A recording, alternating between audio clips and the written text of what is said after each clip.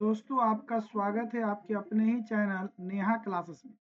आज हम लोग देखेंगे क्लास 9th का ग्रेविटेशनल चैप्टर का 50 एमसीक्यू। अगर आपने ये देख लिया तो उम्मीद है कि आप एमसीक्यू का ऑल क्वेश्चन जो भी आएगा सब क्वेश्चन आप आसानी से सॉल्व कर पाएंगे। ठीक है, ये बहुत ही इंपॉर्टेंट क्वेश्चन है और बहुत ही एग्जाम में पूछे जाने वाला क्वेश्चन है, इसलिए इसको आप अच्छे से देखिए ताकि ये अच्छे से आपको समझ में आए। ठीक है, कोई दिक्कत की बात नहीं। ठीक है, आते हैं। पहला क्वेश्चन है ग्रेविटेशन से, यूनिवर्सल लॉ ऑफ ग्रेविटेशन के बेस पे पहला क्वेश्चन है, the force of attraction between two body is called frictional force, magnetic force, gravitational force, pressure. हम लोग अच्छे से जानते हैं force of attraction between two body क्या है, ग्रेविटेशनल फोर्स। तो पहला तो बहुत ही इजी था, आंसर क्या होगा, सी। दूसरा है ग्रेविटेशनल फोर्स डिपेंड कलर, मास, शेप और टेम्परेचर। हम लोग जानते हैं बहुत अच्छे से ग्रेविटेशनल फोर्स किस पे डिपेंड करता है, F is equal to G m1 m2 by R square. तो किस पे डिपेंड करता है, मास पे। इसका आंसर क्या होगा, बी। तो इसका भी आंसर देख लिया हम लोगों ने, बी। ठीक है, तो ग्रेविटेशनल फोर्स किस पे डिपेंड करता है, मास पे। ठीक है, अब देखते हैं SI unit of gravitational force. आप अच्छे से जानते हैं ये फोर्स है। अब फोर्स का यूनिट क्या होता है, न्यूटन। तो किसी तरह का फोर्स, उससे कोई फर्क नहीं पड़ता है, ग्रेविटेशनल फोर्स हो, मैग्नेटिक फोर्स हो, कोई फोर्स हो, ऐसा यूनिट क्या होगा, न्यूटन। तो यहाँ पे आंसर दिया है जूल, न्यूटन, पास्कल, केजी। ऐसा यूनिट क्या हो जाएगा, न्यूटन। ठीक है, तो थर्ड नंबर का आंसर क्या हो जाएगा, बी।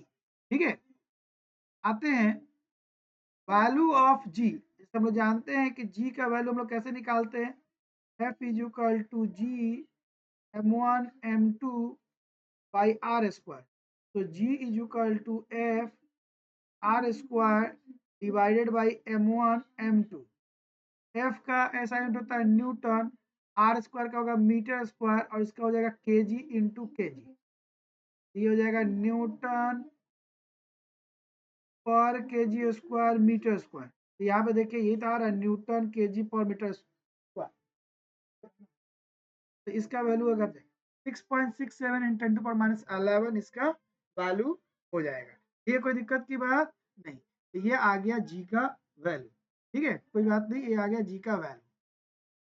तो ये है बी, कैपिटल जी का value. Gravitation force is repulsive, attractive, zero और मैग्नेटिक। याद रखें ग्रेविटेशनल फोर्स हमेशा कैसा होता है, दो बॉडी के बीच में अट्रैक्शन के बारे में बात करता है। ग्रेविटेशनल फोर्स हमेशा अट्रैक्टिव इन नेचर होता है। ठीक है, तो इसका आंसर हो जाएगा B. Acceleration to next topic देखेंगे, एक्सेलरेशन टू ग्रेविटी पे क्वेश्चन। पहला the value of G, small G. अच्छे जानते हैं स्मॉल जी का वैल्यू होता है 9.8 मीटर पर सेकेंड स्क्वायर, क्योंकि जी जो है एक तरह का एक्सेलरेशन है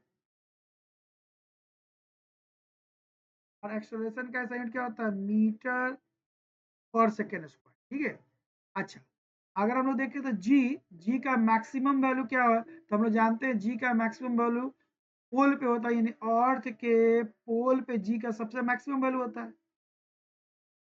और मिनिमम वैल्यू कहाँ पे होता है, इक्वेटर पे। तो ये क्वेश्चन है मैक्सिमम वैल्यू ऑफ जी, तो कहाँ होगा, इक्वेटर पर कि पोल पे कि सेंटर पे कि मून पे। तो जनरल बात है, अगर अर्थ की वजह से बात करें तो इसका मिनिमम वैल्यू कहाँ पे होगा, पोल पे। कहाँ पे होगा, अर्थ के पोल पे, सॉरी, मैक्सिमम वैल्यू कहाँ पे होगा, अर्थ के पोल पे। फिर हम बात करते हैं जी डिक्रीज विथ।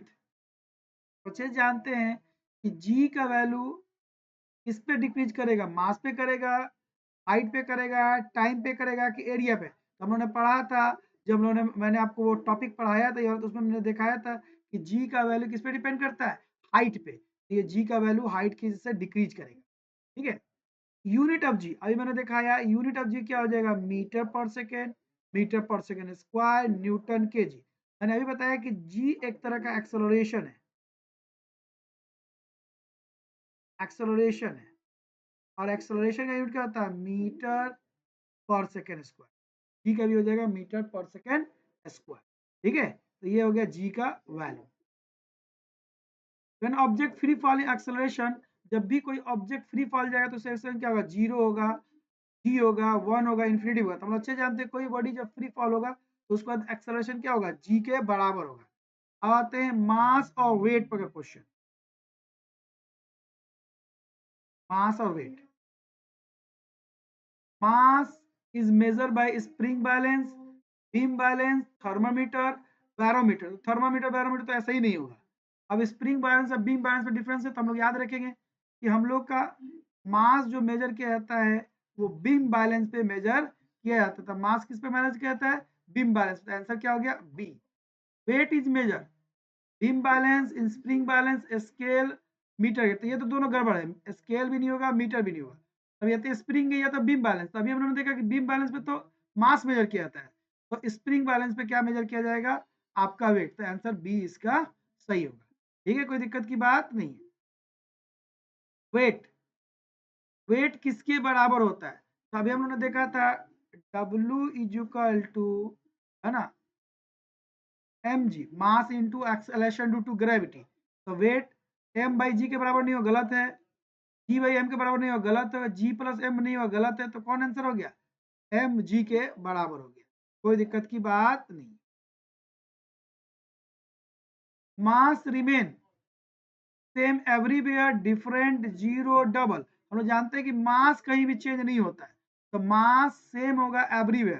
तो पहला आंसर इसका सही है, ए आंसर इसका सही है। डिफरेंट कभी नहीं होता, सब जगह सेम होता है। जीरो नहीं होता, मास तो कभी भी जीरो नहीं होता।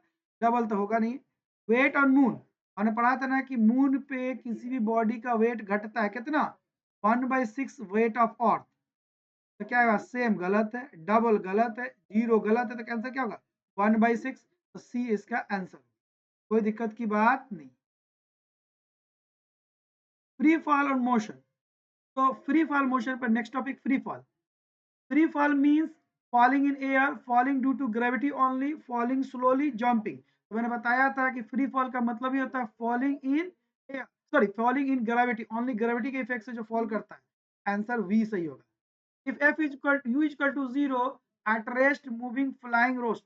तो क्या होगा? यू अगर जीरो, इनिशियल वेलोसिटी जीरो है, बॉडी क्या होगा? एट रेस्ट में रहेगा। ठीक है, कोई दिक्कत की बात नहीं। देखिए, u is equal to v is equal to U plus G T. Actually में v is equal to U plus G T, ये फ्री फॉलिंग बॉडी का मोशन को दिखाता है। तो इसमें दिया है circular motion, free fall, pressure, density. याद रखेंगे, फ्री फॉल मोशन को दिखाता है। कोई दिक्कत की बात नहीं। If g is equal to zero, अगर g जीरो है इसका क्या मतलब? Fall, float, top, acceleration. याद रखिएगा, g जीरो का मतलब होता है कि बॉडी फ्लोट कर रहा है। आंसर क्या हो जाएगा? बी। क्या हो जाएगा आंसर? बी। फिर नेक्स्ट आते हैं, acceleration due to gravity is cause earth force, air, earth force, water, sunlight. तो याद रखेंगे अर्थ फोर्स। मैंने क्वेश्चन बहुत ही इजी रखा है ताकि एकदम इजी इजी क्वेश्चन आपको मिले और शुरुआती तौर पे थोड़ा सा कॉन्फिडेंस रहे। थ्रस्ट एंड प्रेशर, अब नेक्स्ट टॉपिक देखते हैं, thrust and pressure. Thrust is parallel force, perpendicular force, upward force, magnetic force. याद रखेंगे, थ्रस्ट का मतलब ही होता है परपेंडिकुलर फोर्स। तो बी आंसर इसका सही होगा। प्रेशर, हमने बात ही किया था, pressure is equal to force by area. यहाँ पे देखिए, pressure is equal to force into area, गलत है। फोर्स बाय एरिया सही है, एरिया बाय फोर्स गलत है, मास एरिया सही है। यानी क्या? बी आंसर हम लोग का सही है।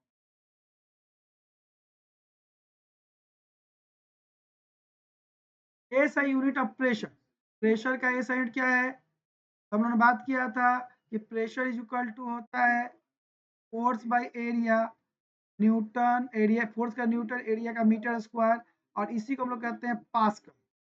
फोर्स का एसआई यूनिट क्या होगा? न्यूटन नहीं होगा, जूल नहीं होगा, केजी नहीं होगा, क्या होगा? पास्कल।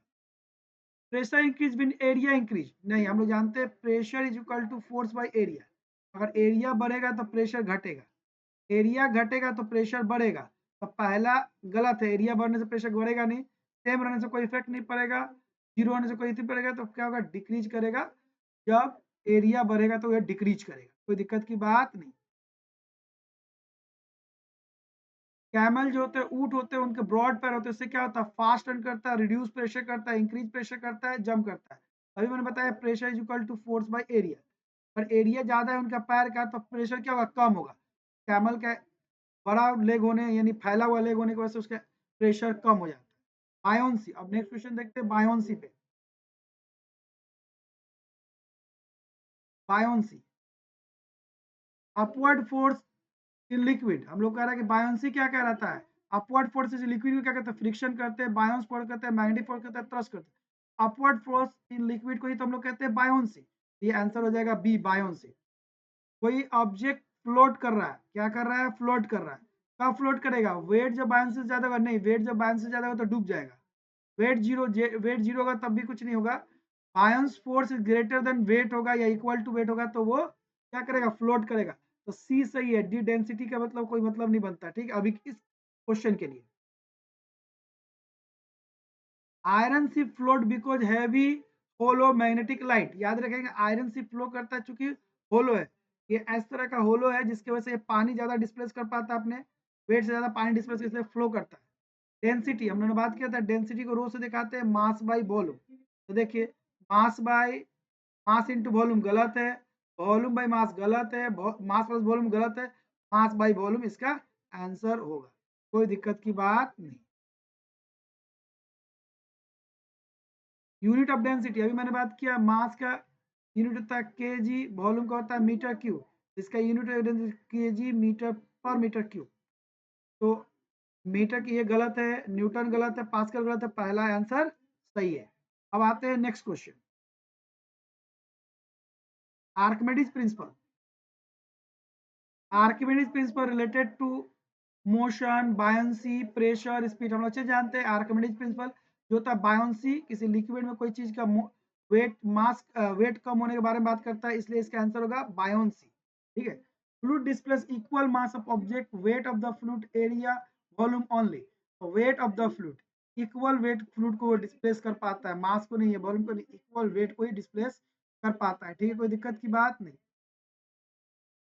लैक्टोमीटर क्या मेजर करता है, pressure, density, relative density of milk और फोर्स। याद रखेंगे, रिलेटिव डेंसिटी ऑफ मिल्क को मेजर कर पाता है। ठीक है,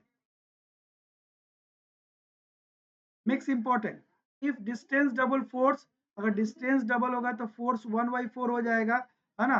ये आप एक बार बना के देखिएगा, नहीं समझ में आएगा तो मुझे कमेंट्स में कीजिएगा, मैं आपको बता दूंगा।